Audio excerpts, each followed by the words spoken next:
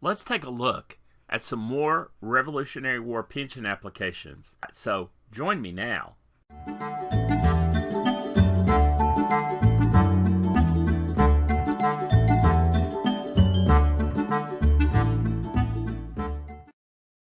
Well, hey, it's Mark Lowe, Kentucky Tennessee Research, and I want to continue looking at some of the Revolutionary War pension applications, those that were rejected or suspended.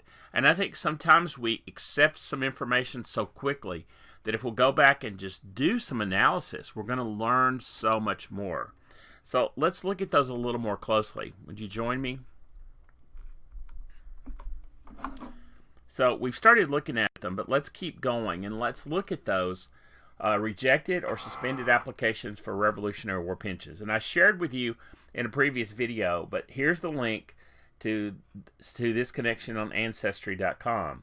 And so certainly we can go through that by sections, by state, and we talked about how to do that a little more closely. But for now, let's go forward, and I pulled an example of the print form. And here's some more folks that let's focus on in this case. In fact, we're going to look at Nancy Boyd, the widow of William, and that reference. And I think the whole point is this is a list of people in Kentucky who applied for pensions under a certain act, and then for some reason they are either rejected, and so this is why, okay? And so if we focus more closely and we actually look at the application, it has the information that we're often looking for, and even though these were not approved, they are filled with such great information. It would be a shame not to utilize this in our research. On the 20th day of December 1847, and that's the date that she comes forward, she is the widow of William Boyd, who was an invalid pensioner of the United States at the time of his death. He was entitled to a pension of $8 per month during his natural life in consideration of a wound received by the passage of a ball through the right wrist, to his death on the 20th of July 1847. She was married to William Boyd on the 27th day of July in 1791, all included within the application. And if you're interested, you can. We already know how you can go look those up using FamilySearch resources. But if not, here's some other additional information. I'll show you that link one more time. But within that, there are several people who have testified trying to help her obtain this pension. Spencer Boyd Sr. is the brother of William Boyd, the pensioner. He was present when William and Nancy were married in Madison County, Kentucky. So look at the great detail found in other people's testimony. Richard Brown is personally acquainted with William and Nancy Boyd since 1797. He was a nigh neighbor, which means pretty close. Alan Judges has been well acquainted in the space for over 40 years, having lived within the space of 1 mile. He had often appeared before this deponent, a justice of the peace. So William Boyd had a relationship with Alan Judges, who was a local JP. And then John Moore, well acquainted with William Boyd and Nancy. He was present at the time of his death on 20 July 1847.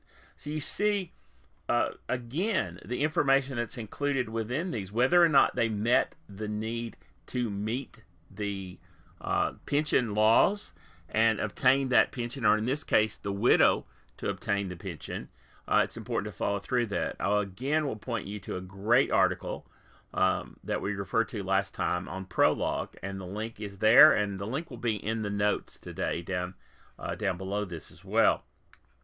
Now, remember, you can go look at the application microfilm on FamilySearch, and the microfilm, if you go to that and you look in that collection, generally, if you start looking, it's going to take you to Fold 3 to review it. But the digital collection is also there, and I want you to see what's available in both settings, okay? You need to know how to access these.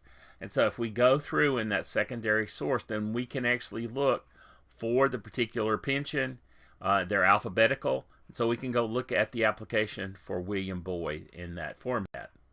Now, I also mentioned in the previous video about using those across the South using RevWarApps.org, which has done a great job of abstracting the Revolutionary War Southern Campaign pension applications.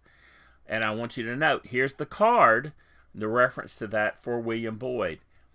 And so if you went and looked there, he's not there. Why? It is not a not a Revolutionary War pension. It's an Indian War pension. So again, the application and the details are going to specify that. So that's why that she didn't meet the guidelines in that particular case. You know, if this is your family, great pieces of information there, and I would encourage you to follow the records and to begin to identify which ones supply more information for you. Take a closer look. I'm going to encourage you to go look at any Rev War application person that you have and check to see if you have one that's rejected or suspended. You may have looked and not noticed that reference. See if they're on that list.